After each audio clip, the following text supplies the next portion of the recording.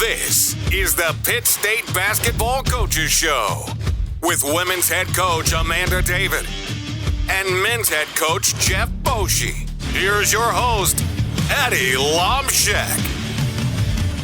Greetings, Pitt State basketball fans. Welcome to our first installment of the Pitt State Basketball Coaches Shows for the calendar year 2026.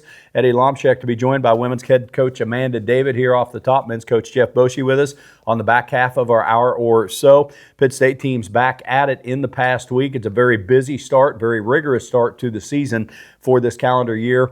3 straight and 5 of 6 on the road. We've played 2 games of a stretch with 4 games in 8 days. Coach Davied, with all that said, your ball club comes out of the holiday break. You went in with some momentum, 2 wins down at Lawton, Oklahoma. You've gone 2-0 on the road to open the calendar year, so hard to beat that after 2 games, 2-0, right? Yeah, we're thrilled. We really are. We've met some opportunities. We'd always loved to have had a little bit more of a lead and all those things, but at the end of the day, the girls have done what's needed. That last stretch, the 2 games you're talking about before Christmas with JB and Harper, just stepping up and being upperclassmen and taking over that game was awesome. It was fun to watch, and it's what we need. We need our upperclassmen to carry that load a little bit more.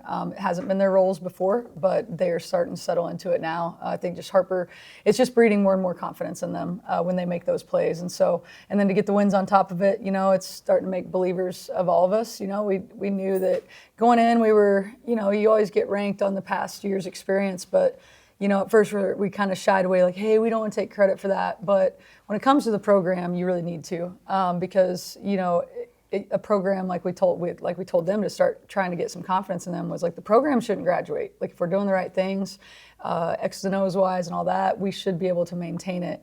And we do have enough talent in the room. And so it's just getting everybody there quickly. We talked about that a long time. How fast can we get there? And so this group has been able to do that. And so it is just continuing to breed confidence in those upperclassmen and underclassmen. Well, yeah, I'd mentioned this earlier that if you told me after 13 games you're going to be 11-2, 4-0 in the league, I'd say Coach Davied would probably take that. I know in the 2 losses, you've lost to 2 top 10 teams. You don't have a bad loss, and I know you weren't as competitive as you wanted to be in those games. Let's go back, though, before the break, because our last show was leading into that road trip, and you went down to the Cameron Holiday Classic, and the game we're talking about, Western Colorado, you had handled Cameron in the first game down there at their tournament, and then you're down 11, middle of the 4th quarter. So for this young team, and lo and behold, you had another one down at Tahlequah this past Saturday, you're now 6-0 in games decided by single digits. But out of that Western Colorado game, the comeback, Jemiah Brown had a career 36, Harper took over down the stretch as well. What was the biggest message to your team after a win like that and what you really wanted to see carry over the break? Confidence and the ability to make shots. We did that down the stretch. We have to learn how to do it to start. Like we can't get our backs against the wall or have to get mad or get competitive to do it. We have to start that way. And it was the tale of 2 different ones. The Cameron game, we were able to do that. In the Western Colorado, we didn't start off that way. Yeah. But I think just there's things I'm learning as a coach too. I'm young in my coaching career and head coaching career, and we've been able to stay in the things we do, and we've been talented enough to do that. And so there was a moment there at the end that we started pressing down 11, and you were not a run and jump team, but it changed the other team's rhythm enough that they either rushed shots or it was really that they slowed down so much that they didn't really know what they were doing. They were just out of their rhythm. And so there's things like that we can continue to do as coaches to help this young group, and we need to, and trust them. It is scary to trust them when you maybe don't see them do the right things in a run and jump. But, when you have players like Harper has over and over just made a play, putting ourselves in a situation where we could make a move. She has made moves over and over, getting her hand on a deflection, getting a layup, making a tough 3, making a layup, making free throws, in crunch moments. And so just really proud of her and what she has evolved into this year. Yeah, we'll get to the free throw thing. I know you like talking about free throws because you're coming off a game in which you had 27 of 29. But regardless, Harper doing that. And so the other thing about the Western Colorado game, I go back to your conference opener with Central Oak too. A young team, your biggest area maybe of streakiness has been half-court offense. Mm-hmm. Those 2 games, you saw a lot of changing defenses. How good is that for this team to be able to see that in a game and still get through it with a win? Very good. It's like you talked about the 2 losses or top 25 teams. Those were scheduled that if we could get them and we could win them, great. It'd be a great feather in our cap, regional rankings, if we're in that in that realm. And if not, it was going to extremely expose us. And so then the same thing, you want to play all those non-con games. As stressful it is to work your zone offense in the second, third game of the year and have to have it ready with a new group who doesn't even know how to play zone at a college level necessarily. It really tests you, but that's the only way to grow. I mean, the only way to grow is to face it, and it might cost you a loss here and there, but you want to be playing your best basketball at the end of the year. You want to be bumping your head, and I do think this group is getting closer and closer to that. So you guys win down there at Cameron, and then you take mandatory break. I know you brought it back on the 28th, so it might have been a day or two longer even than is required because of the way the calendar fell. Yeah. You played Saturday the 20th. You kick them loose. Some kids may have went home with their parents that day. I don't know, but. What's that like as a coach, that break, that, everybody physically, mentally, the coaches talk about that, but talk about 8 days apart and everything that goes through your mind as a coach in terms of, and in addition, I guess, to trying to just get a break from it. Yeah, it's much needed. I mean, the Thanksgiving break, the way they've changed that from a fall break to now a Thanksgiving break, you used to just have Wednesday before Thanksgiving. Right. And then you'd always play a classic on Friday, Saturday. And so kids had to be here, and it just really wasn't fun for anybody. But coaches were always trying to play games and all those things. But now that that's a fall break, you can play your games earlier in the week and actually give the kids a chance to enjoy Thanksgiving. And then it's the same with Christmas. We're ready for a break. I mean, there were 4 games in 8 days that we were going through before that break. Yeah.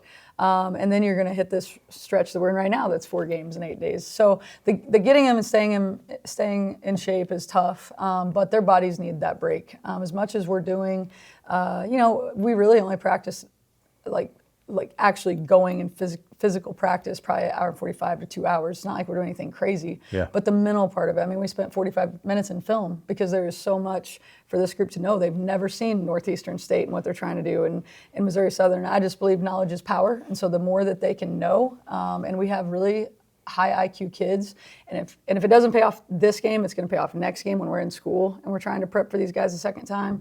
So the break is very much needed, just the mental part of it, and the physical part of it. JB had a little bit of an Achilles thing. AB had an elbow. Like there's all these little, not major injuries, but just things you'd like to get some time and healed up. Yeah, bumps and bruises, part of it. You have to be unbelievably fortunate to get through a season without some of that stuff rearing its head.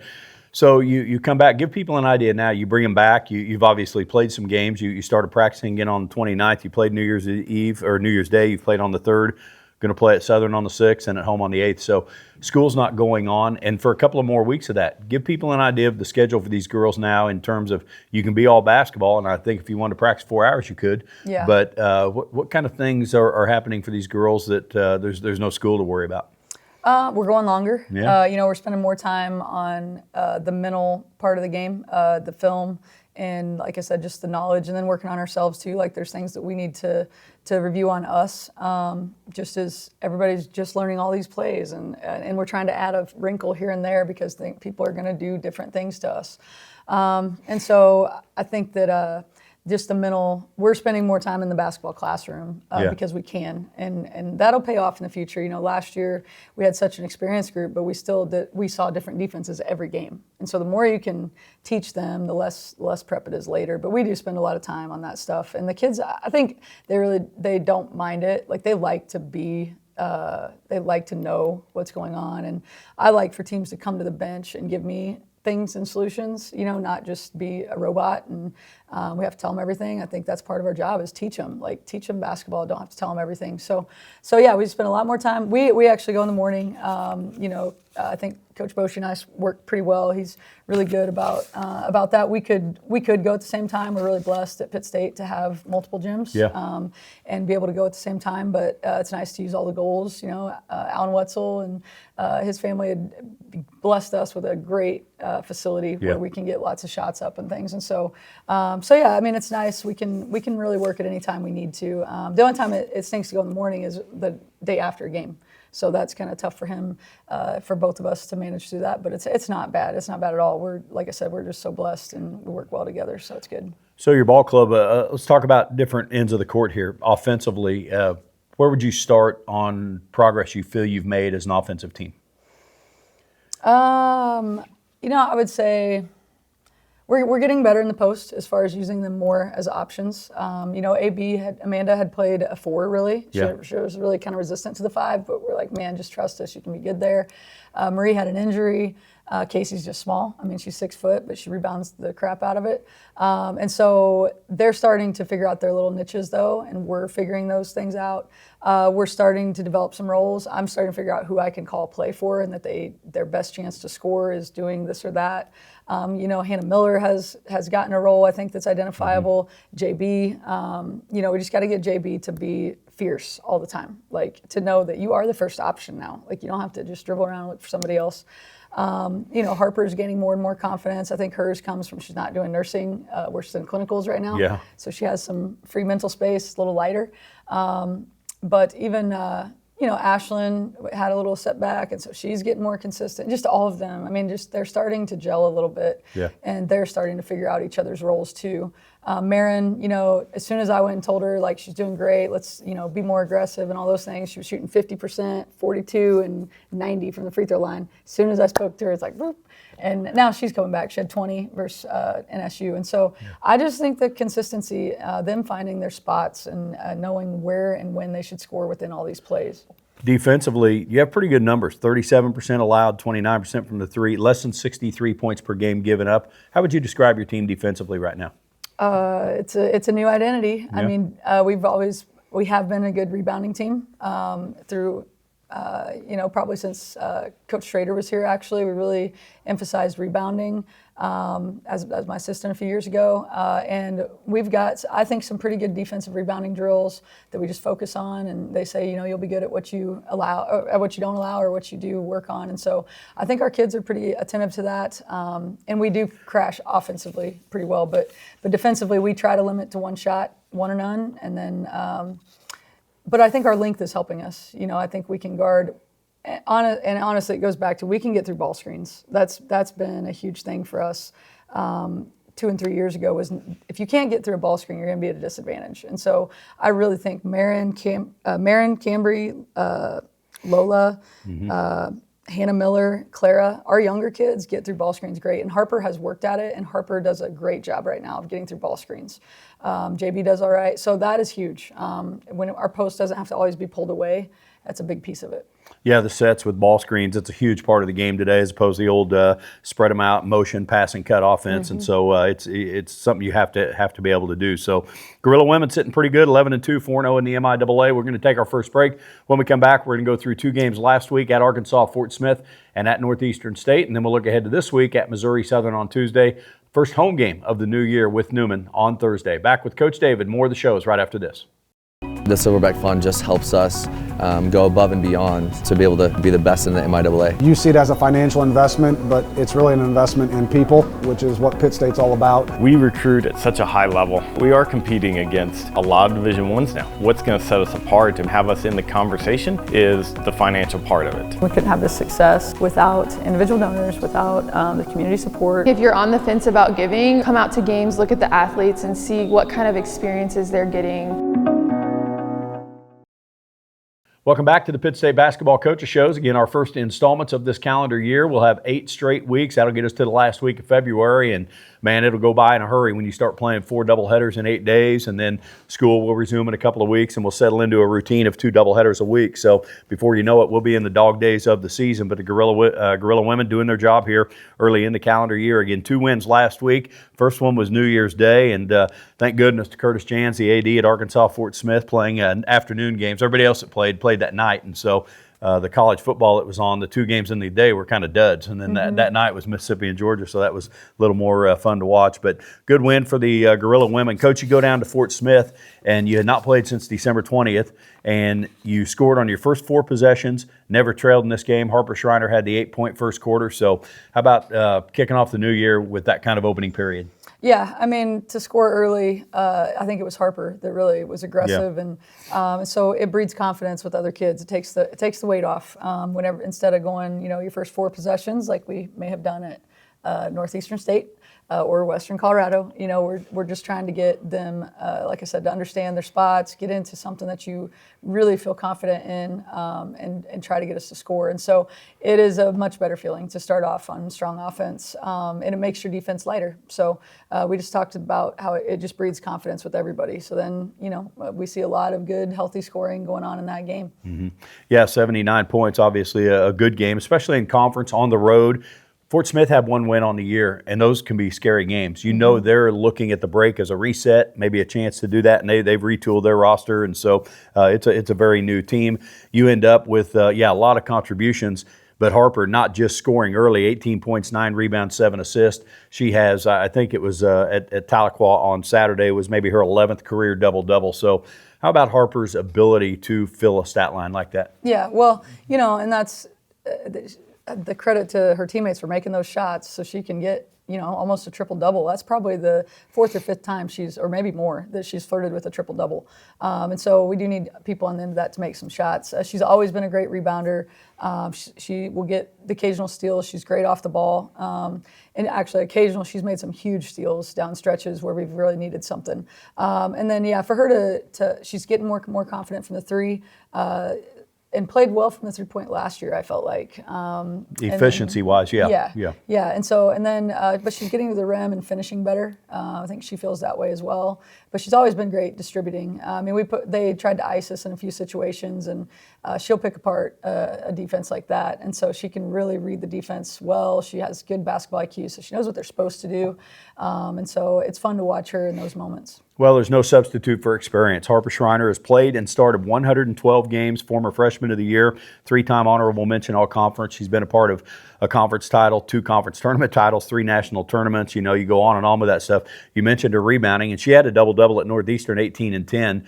Harper is at 690 career rebounds, 4th all-time. She's 15 away from tying Dana Fronebarger for 3rd. Wow. Hall of Famer. So That's Harper's impressive. going to finish 3rd in her career in rebounding, and she's Very going to finish impressive. 3rd in assists, probably going to be a 1,000-point scorer. So it's a good stat line for right now and for the season. Jemiah Brown was coming off the big game against Western Colorado before the break, then playing at Arkansas Fort Smith. And by the way, you guys had a great crowd there, right? You have this flavor on your team from Northwest Arkansas. So you think a little motivation there for your girls to see that kind of turnout on the road? Yeah, I think it was awesome for them. We do have 5 players from Northwest Arkansas, and then our manager Carson is from Farmington as well. And then Hannah Miller's family was there. She had aunts and sisters, and mom was there from Atlanta. So, and then the 2 Denver kids, Ashlyn and Amanda had family there. So we traveled well to that game. So it was pretty fun, and we needed it. I think. And then there were some girls that got in some good minutes, and so got to show themselves pretty well. Yeah, it ended up being a lot of people scored in this game. You never trailed. So again, here's Fort Smith with one win. You feel like this is a game on paper you should win. Games aren't played on paper, but talk about the importance in our league of quote unquote beating the teams you should. Yeah, well, I thought we did the things we should do. We moved the basketball much better than we had, which it has been resulting in us having more assists. We found people in a little better rhythm. That first group, I thought, moved it well. We do a couple drills just to get them to make decisions, and it showed up in the game. Just found Clara a couple times, JB a couple times, and let them make threes in a rhythm. And so I think that was really good for our team, obviously, just making some three-pointers. And so that's what we told people. We said everybody's freaking out because we haven't made a 3 in 2 games. Like, well, when we do, because we know we can, we're going to be scoring 80, and that's what happened. And so just being able to stretch the defense is going to be important for us. But it's been about how we have found. It's been about the threes we've taken. I think we've taken some off the dribble or backing up out of the three-point line or cutting, like just not paint touch, kick out three-pointers like you shoot with your dad or whoever is rebounding for you. They are always under the rim kicking it out to you. It's very rare that you're doing all the other stuff. So I think we found each other much better in those situations. Well, and you mentioned that, and Fort Smith's an athletic team. You expect active hands, that kind of thing, and you tied a season low in this game with 7 turnovers, just 7. Yeah, we've been much more. We just don't take as many risky plays as we did. I mean, we were throwing the ball all over with no connection, no playing experience together, so not expecting certain things. I think Harper has done a phenomenal job of just being more controlled. We have just preached to them, we don't have to make miraculous plays. We didn't have to last year, we just made standard plays. And so just make the plays you're supposed to make and just keep it simple. We don't need reverse layups, we don't need a fast break, bullet pass all the time. Don't need, it's just keeping it simple, I think has really helped this group. Yeah, and then let's talk about the defense at Fort Smith, because 56 points allowed is a really good number. Fort Smith has had their issues in scoring the ball this year, and percentage-wise, you don't want to let a team like that get into rhythm. So how about 56 points allowed? Yeah, we thought that was really good, but we also, we're always going to kind of poke at them about what we could have done better. And our ball screen defense, there were a couple times it was really bad, like really, really bad. Where we just weren't even ready to take the ball. We let the ball just go for a layup. So there's at least 6 points, I feel like, in there that we could have done much better. But it's better to be exposed in a game like that, with your first one back than to have played, one of the top teams and you just can't get your feet back under you. So they made a good run in the third quarter. And then in the fourth, we were able to, clamp them down a little bit more defensively. Everybody played, everybody scored. We'd be remiss if we did not mention Marie Wimbanjonga. She had 9 rebounds in this game. Her sister, with 6 names, goes by the last name of Wimba. It was explained to me that her full name would not fit on the birth certificate, so they shortened her last name to Wimba as opposed to Wimbanjonga. And right here in the box score, it's got all 6 of her names printed. So, here are the Wimbanjonga sisters from Gabon. That was fun, yeah. Marie played at Inio. Her sister played at Garden City. How about that? And them getting to square off. I saw them with a photo op there before the game. It's pretty cool. And Marie really guarded her the best. I mean, we were struggling. Casey's just a little bit smaller and inexperienced. And so you can't help but think that Marie's guarded her sister a few times. And so it was fun because I think Casey actually flew at her one time on the baseline and her sister drove around her. And when she was on three-point line a different time, Marie just hands down just stared at her, and it was like, I dare you to shoot it. And so it was fun to see them to go at it, and it was great to see Marie get some minutes in a game where the matchup worked for her, and she didn't have to score to be impactful. She really rebounded well, like you said. We got stops, and then we were able to go score, and she's a great screener, and she does work really well in the offensive rebounds. All right, you try and keep it going when you go to Tahlequah. You guys stayed out on the road, and here's Northeastern State, without question, their best team in a number of years. Yeah. That first year in the league, I'd mentioned this on the broadcast, they won 19 games. Coach Gibson was there for a long time. He had really good teams. And then they had a struggle for a decade where they averaged, I wrote it down, they averaged like 8 wins a year and less than 5 conference wins a year for 10 years. Keith Ferguson now in his 3rd year, so definitely the most complete team they've had in a number of years. This was a very different game. This was a roller coaster ride because did you feel like early you just weren't connected and where you needed to be? Yeah, I felt like we didn't make shots. I mean, yeah, we've talked about this before, but just didn't take maybe the right shots, or we did take some threes that were open and we just didn't connect on them. And then, we do rebound it offensively pretty well. But so, yeah, we just didn't connect. We just didn't make the shots. And so we relied on our defense, which we had prepped very well.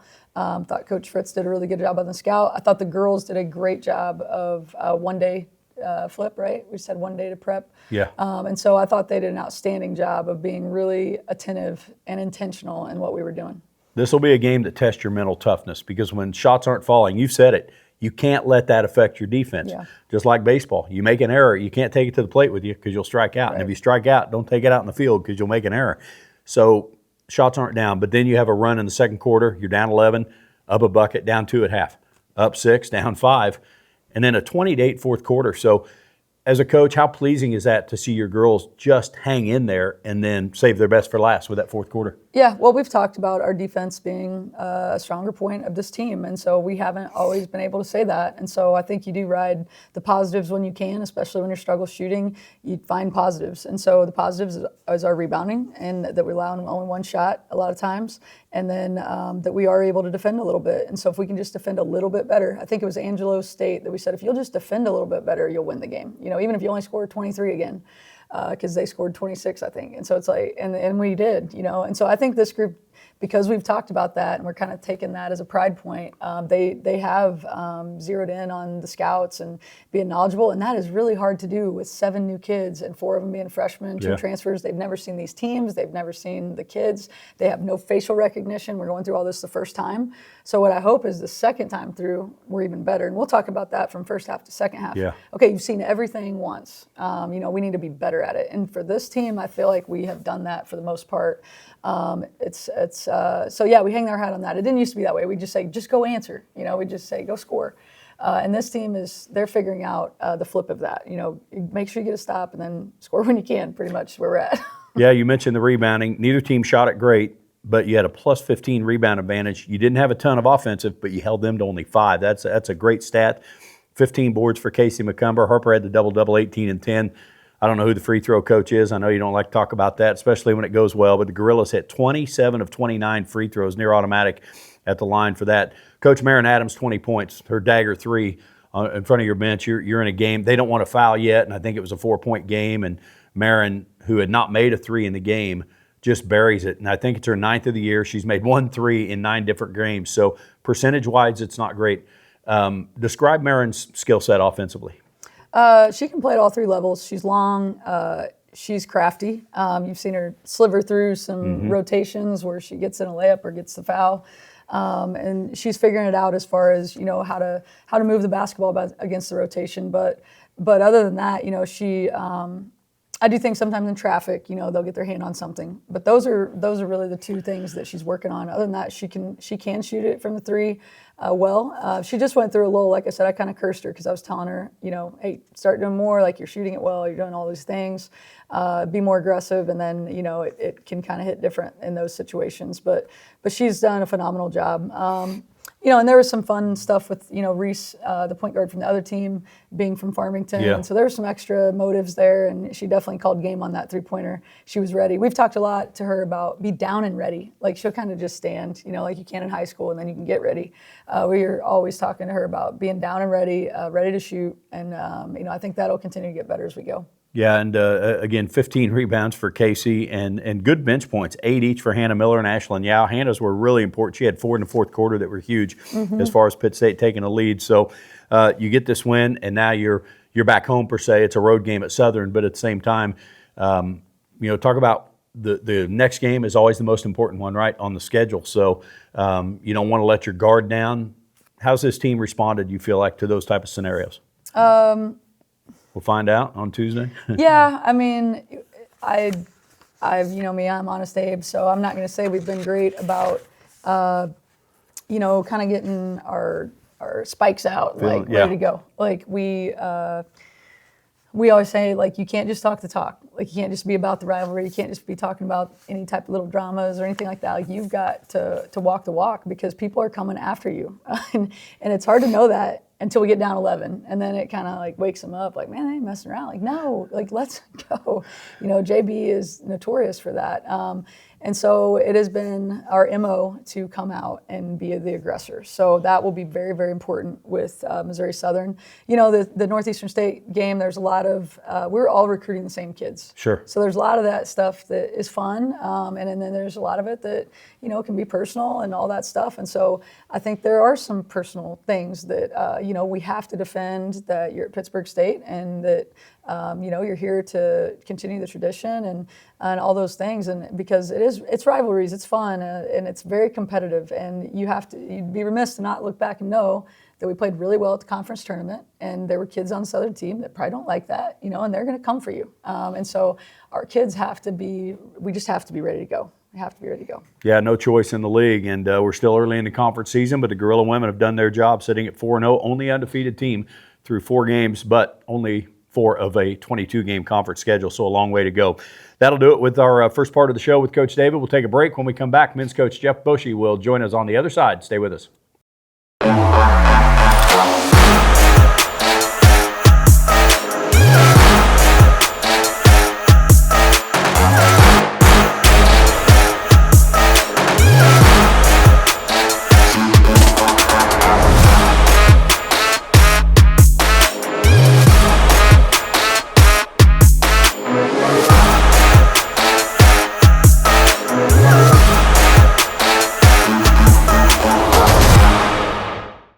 Welcome back to the Pitt State Basketball Coaches Shows, our first installment of the calendar year 2026. Eddie Lomshek along with men's coach Jeff Boschee here on the back half of the hour.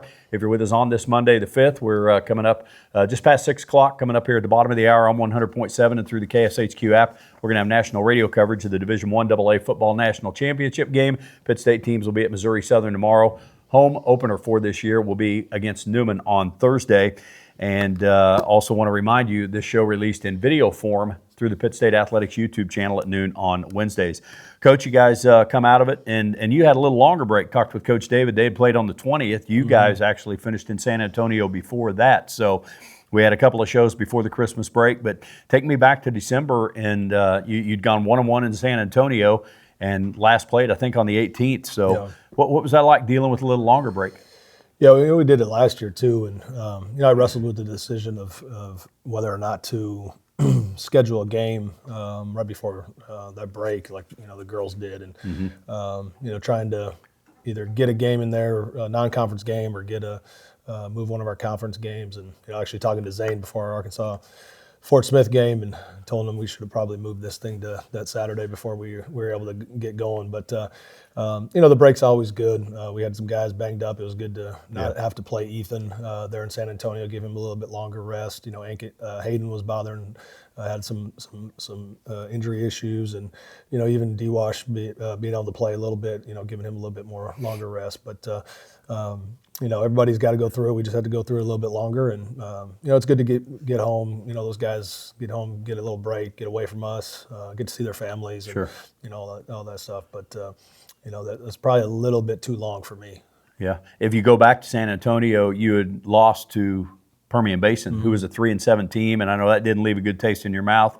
Come back and beat Midwestern State.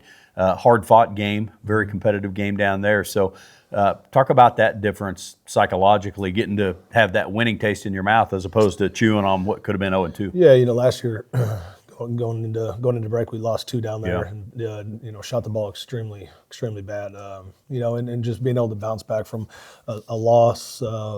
Not taking anything away from Permian Basin, but we had been playing so well leading into that game, and we had a break from the Central Oak game and Rogers State weekend to that Permian Basin game. We had close to I think 7 or 8 days off, and maybe a little bit more, and definitely showed our guys. Did not come ready to play. The energy that we had the last 8 minutes when we already had dug ourselves a hole.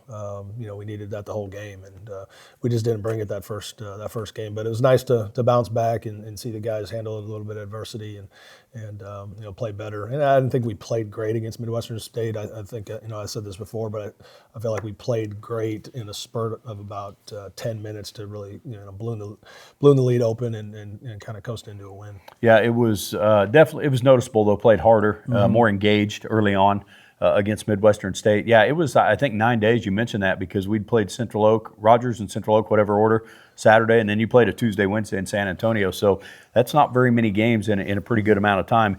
You come back for the new year, you bring your guys back, and give people an idea. What do you tell your guys about over break? And you don't want them just laying around eating mom's Christmas cookies for 9 days, right? But what do you try and tell your guys to make sure they're taking care of themselves and doing what they can to not come back completely out of shape? Well, I mean, as a college basketball player, right? You have you're getting your school paid for. I mean, you have a job to do, and that's on you to go home and make sure you're getting in the gym, make sure you're getting in the weight room. I know Coach Ev and Coach Taylor send them their weight workouts via the app that we have, and for them to get in and do their conditioning and weights, and then get into the gym and continue to improve their game and stay just well loyal. Yeah, just stay active and not stay sitting around and doing nothing. And I thought for the most part, I told our guys right before we left after the Midwestern game, I said, I don't want to come back and just do a bunch of conditioning. So don't make me. We're going to find out the first 10, 15 minutes of practice where we're at. And our guys came back in pretty good shape. And the guys actually got together the night before we were allowed to practice and came in on their own and did some shooting and some dummy offense on their own. And felt that helped a little bit with our first day of practice back. Yeah, it's kind of a different mindset. The old days, right? Report to the baseline, and you're just going to run them till they puke and find out where they are. But so many things are done conditioning wise? I see full court, 3-5-man weave, that kind of stuff. How helpful is that to do conditioning, but with the ball in their hands? Yeah, that's the way I like to do it. One thing I hated as a player when I was playing is, at the end of every practice, we would have some sort of condition. It didn't matter if it was the beginning of the season, middle, or end, and that's something I hated. And when I became a coach, it's something I wanted to make sure that we got our conditioning within the flow of practice, and because I felt like I was dreading the end of practice more than I was, wanting to practice. And so just getting up and down. We did a lot of 5-on-5, just playing, just getting up and down the court with no stops, and not letting them sub out. And that's the biggest thing to me, is just making sure that we're getting the conditioning in with the defensive work and the offensive side of the floor. So you come back from break and you have a couple days to practice, and Fort Smith, same boat for everybody out of the break. Obviously, it's been however long since either team has played. Here's Fort Smith, undefeated, second year in the league, and they went 6-13 in conference last year, and they pretty much overhauled their roster. They were at San Antonio. We got to see them, and man, did they play with an intensity a little bit. So what was the biggest message to your guys about what to expect from Fort Smith? Well, I think you said it right there, the intensity that they played with. They play 10 deep, can probably go 11 deep, and it was, in that game they just came at us in waves over and over again. And I think the biggest thing is just our guys understanding how physical they were going to be on the defensive side of the floor, once those guys got tired, they threw 5 new guys at you, and every single one of them I felt like were really athletic. I felt like they were long. They were, physically imposing, and at times out there during the game, I felt you could really sense that. Like our guys, we told our guys the way it was going to be. How we're going to have to really rebound the basketball on the defensive side of the floor. How we're going to have to take care of the basketball, and you can only. Sometimes you got to be shown it, and I think our guys caught off guard a little bit, and starting the game, I think 11-0 was kind of digging ourselves out of the hole right from the beginning, and not really prepared and ready mentally to accept that challenge of the physicality that they had. Yeah, 11-0 and then 18-2. You mentioned two things: rebounding and taking care of the ball, and they had 15 offensive rebounds, and you committed 18 turnovers, and so not good in that standpoint. They're not a real big team physically. Talk about the challenges of dealing with a team that can switch 1 through 5. Yeah, that's something that's really bothered us. That's something that bothered us in the Permian Basin game, and just their ability to switch like defenders on everybody. And the one thing that they were physical. They picked us up full court. They made our passes tough out on the perimeter. I felt until we started kind of getting our feel in the game, I felt like our offense was pushed out at half court way too far, and just taking away simple little passes. Every drive that we tried to get into the paint, they were physical with us, and that bothered us. That bothered us with making some casual passes out on the perimeter and them stealing it and getting down, pick sixes down at the other end. And that's the luxury that they do have. And the one thing that they have that's different, I felt like last year they had the same athleticism and size, positional size. I wouldn't say they were huge by any means, right, but positionally they are big. But they didn't have a point guard, and the Christian Moore kid makes them a totally different team. We weren't able to really speed them up. Presses didn't really bother him, and he was getting to wherever he wanted to at will. Yeah, he is explosive. He can also shoot it, which makes it a double-edged sword a little bit. You're early in conference play, 4 games in. You're not the only team with newness in the league, but when you're playing conference teams, some coaches have been at places longer than others, and newness, but you're going to play teams you play twice a year right now. What's your biggest message to your newcomers about how to handle conference play, knowing that it is different than some non-con opponent you may or may not have ever seen before? Well, I think it's every, in our conference, it's every single night you got to bring it, and that's why we did schedule the way we scheduled the non-conference to try to prepare us for that, and our guys got to understand, just like everybody else, our guys got to understand that you can't casually go into a game and expect to just do whatever you want to do. You're going to be well scouted. We have really good coaches in this league that that have a great ability to scout us and to take things away from us. And You mentally and physically got to be there every single night. It's got to start right from the jump. You can't just casually walk into a game and expect to get things done. Yeah, and it showed up a little bit in this game. Again, down 11-0 and 18-2. Connor Rogers went into this game second in the league in scoring. He doesn't score first half. He finished the game with only 4 shot attempts. He was 0 for 2 at halftime.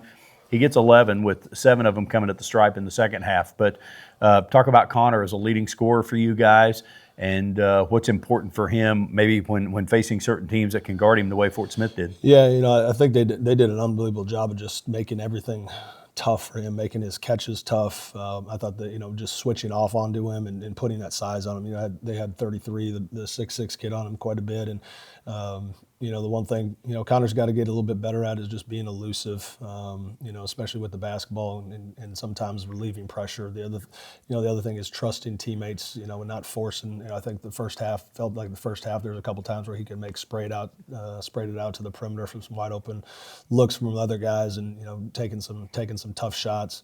But he's going to get that every night now. I mean, people know who he is, and they're going to put their best team's defender on him. They're going to know where he is off the basketball. They're going to make his catches tough, and he's just got to let the game come to him and not force things. One thing about the Fort Smith game, you get Ethan Sage back. Had a foot injury, missed 8 games, and saw him practicing in San Antonio. He looked pretty good. You guys made the decision to hold him out a little bit, but boy, here's a true freshman and his versatility really showed up at Northeastern State in that win Saturday, and we'll get to that obviously. But how about getting him back in the mix? Yeah, and he played well, but I just didn't feel like, and us as a coaching staff, we didn't feel like it felt like it felt like the first game, back in the first game a little bit. He did some good things out there. He had some tough turnovers where he tried to force some passes, but he's a kid that has just such a you try to recruit this as much as possible, but you always fall short. But a kid that can come in and just have a basketball IQ and understanding of how to play, he can play like we've talked about before. He can play multiple positions. Northeastern game we played him at the 5. Obviously he starts at the 4, but we can also move him to the 3 and have a little bit more length. And he's been shooting the basketball pretty well to help that spacing out. And but he can pass it, he can handle it. Can relieve a lot of pressure, and he's going to be a good one for us down the road. The other thing you did get back was Daryl Washington. Played a little bit at San Antonio, and now playing a little bit more. And he's coming off a pretty solid game against Northeastern. Obviously, he's a big body, and so certain matchups may or may not favor him a little bit. But how about getting that big body post back? Yeah, it gives us a post presence, and that's one thing we talked about after the Fort Smith game is we've got to have more of a post presence. When Ethan and Don were out there wasn't on ball reversals and just basically from the block ducking in and giving us an outlet to relieve a little bit of pressure of throwing it in there. He gives us that, and he's got to understand he's going to start seeing a lot of double teams. He saw it at Fort Smith. You can see it at Northeastern State a little bit, but he's got to start realizing that, understanding he's got to have good post positioning, do his work early, and make sure he's posting up around the block so he can catch it and just score, because he's a load. I mean, the Northeastern State game, a couple times, Blackman had troubles guarding him, and when we can get him the ball in a situation where it's close to the basket, I feel pretty comfortable with it going in. But he's still got to work on his conditioning. Still, understanding of what play calls are being ran and understanding all that stuff, because he's been out for so long. And the more that he just gets to play, I think you've seen it in the Northeastern State game, but the more he just gets out there and gets to play, the more comfortable he feels. Yeah, played 7 games last season, then had to shut it down, and obviously didn't play now until right before Christmas break. So hopefully that's an aspect that will help this team. We need to take our final break. When we come back with Coach Boschee, we'll talk about the comeback win at Northeastern State. Still to come, the Gorillas going over to Missouri Southern and hosting Newman later this week as well. We'll be back with more right after this. This isn't just where you go to class. It's where you chase what's possible, where grit isn't taught, it's lived. Every drop of sweat writes the next chapter in Gorilla history. Ross out of the backfield, Bratton in trouble, Jordan Rogers! This is pride. This is your future. This is Pitt State.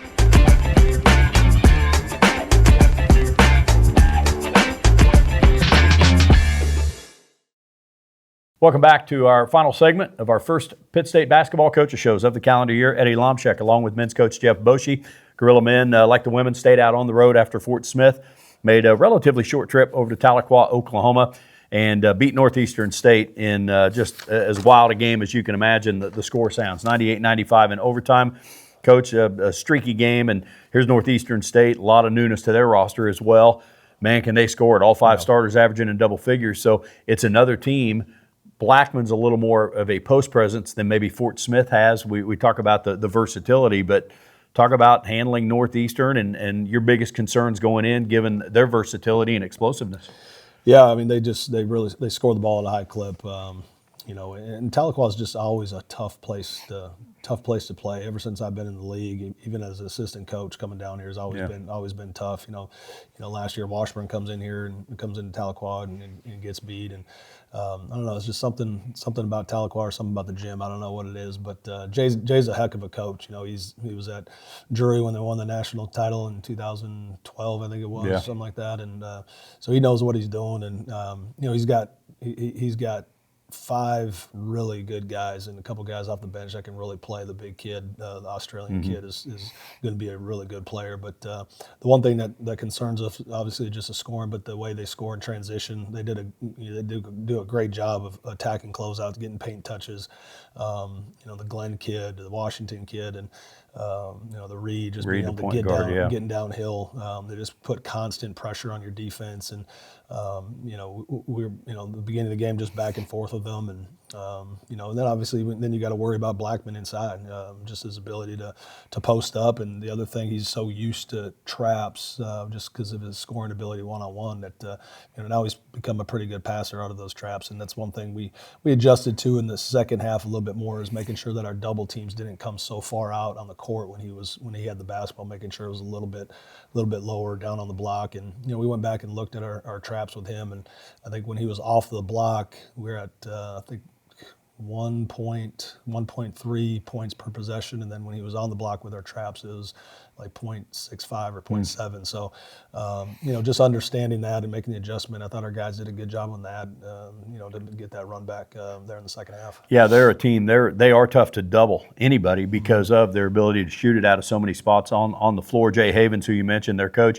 I like reading the background on this guys. His dad's an Oklahoma High School Hall of Fame coach, and Jay did well at East Central Oklahoma, where he probably had less resources. And so, yeah, they're a tough place to play. You mentioned going there always tough, even as assistant. Were you helping Coach Corum when they still played in the old gym? That old field house, that Cracker Box? Yeah, my second year we played in that, and that was Jack Dobbins field house. That was something else right there. Talk about a 2A high school gym, right? That place is intimate, to say the least. Now they have this big spacious event center, and so it's a little different. But yeah, it's still tough. Not real big crowds right now because schools are on break. There's not a lot of atmosphere. Students aren't there. There's no band, anything like that. But Coach, you guys, I mean, the biggest storyline is obviously you're down 12 at halftime, and you kind of trade things early, and you fall behind 13 with 14 and a half minutes to play. So just as a coach, you preach so many things, but it's just sheer mental toughness and resilience. How about your guys finding a way? Yeah, you know, we challenged them at halftime. It wasn't anything X's and O's. It was the defensive side of the floor, our inability to communicate and rotating out of the traps, our closeouts when they were throwing out of the traps, and them just getting downhill, and you know, and just the casual turnovers. You know, we turn them over a little bit, and you know, it was just us challenging them to be tougher physically and mentally. And one thing we've struggled with is just like, I think every team for the most part struggles, is when the offense and you don't see the ball going in the hole, it affects the defensive side of the floor. And I felt like that did it to us there in the first half. And you know, us getting a stop and then allowing an offensive rebound, tip in at the buzzer, you know, just kind of killed our morale. So, you know, picking their heads back up, going in the locker room was extremely important, and you know, and finding a way to figure it out. It's got to be on them. You know, there's only so much we can do as coaches, and you know, they've got to have it within them. And you know, we came out and did well. I think we cut it down to 7 or so, and then they cut it back to 13, and then we made some adjustments, went a little bit smaller, and then we're able to claw our way back. Yeah, and it's you know, you mentioned the turnovers because you guys had 14, and that's a little bit of a big number. It's not, you know, completely out of the realm of possibility, but they had 18. You guys had a lot to do with that because you're credited with 12 steals in the game. The difference was you guys did a better job at cashing it in, 23-11, and then points in the paint, or fast break points rather, because that comes from that. And so you guys are able to get out and run and some knockaways in that. So you've shown some different pressures. Ethan Sage on the point. We've seen the two-man box pressure in the backcourt a little bit. Talk about your team and how big of an identity thing is that for your group right now? Well, that's something that, when we were rolling there for a little bit, that's something that was kind of the standard for us. I mean, turning teams over and just having active hands, and then going into the Northeastern State game. That's what I told our guys is we got to get back to being what we were doing defensively and having active hands in the press, anticipating well, being active in our gaps, raking at the basketball, and I think that's something that really helped us overcome. Ethan getting out and stealing a pass, Hayden getting I think it may have been back to back. Hayden getting a steal off of a dribble handoff and going down and laying it up, and then it was just a better effort, just better communication all in all, and just flying around and getting those steals. Yeah, and you mentioned the turnovers too. I was probably walking the line there, professionalism. I think it was David that stepped on the sideline I think we lead the league in that right now. And then I was they had one too that was pretty important too, right in front of their bench. Yeah, and then they step over the end line. Never mind that with 9/10 of a second. So both coaches were fighting that a little bit Saturday, and I know the broadcaster sure was. But Coach, 31-point game for Mason English, and here's a kid was obviously a prolific scorer, had the year down at Link Prep in Branson, and so it's been, I think it's fair to say, a little bit streaky for Mason at times this year. But what'd you see from him Saturday? Especially that second half, just a killer mindset. We knew he's got the ability to score like that. He can get hot. The one thing that he's got that a lot of freshmen don't have is just that brute strength. There's so many times there in the second half where he just got downhill and finished through contact and got to the free throw line, and I think that's something that he's just got to understand, he's got to get over making mistakes. There's so many times, even in practice, he'll make a mistake and put his head down, and he's got to get over that. He's got to grow up in that aspect, but he's got such a bright future ahead of him. I mean, there's not many freshmen that can come in this league and score 31 points. And still, I think I don't know, I haven't looked at the stats in a while, but I think he's either leading the league or close to leading the league in assists as well. He's got an unbelievable future ahead of him. He's just got to continue to work. And the other thing too, and I've had a lot of people talk to me around town just about how hard he's playing, especially on the defensive side of the floor. That's probably something that I think he conserved a little bit of energy on the defensive side of the floor when he was in high school because they need him to score so much. But Mace can really get down and guard and keep people in front. He's just got to stay focused for the full entire defensive possession. Yeah, and on top of that, the work he did to transform his body. Yeah. I mean, I don't how much weight difference there is, but he's a lot leaner than he was in high school that year at Link Prep. So he's paid that part of it. No question, this was not a one-man show because 17 for Connor, 15 of those came after halftime, 13 points, 8 rebounds, 2 assists, 3 steals for Ethan Sage.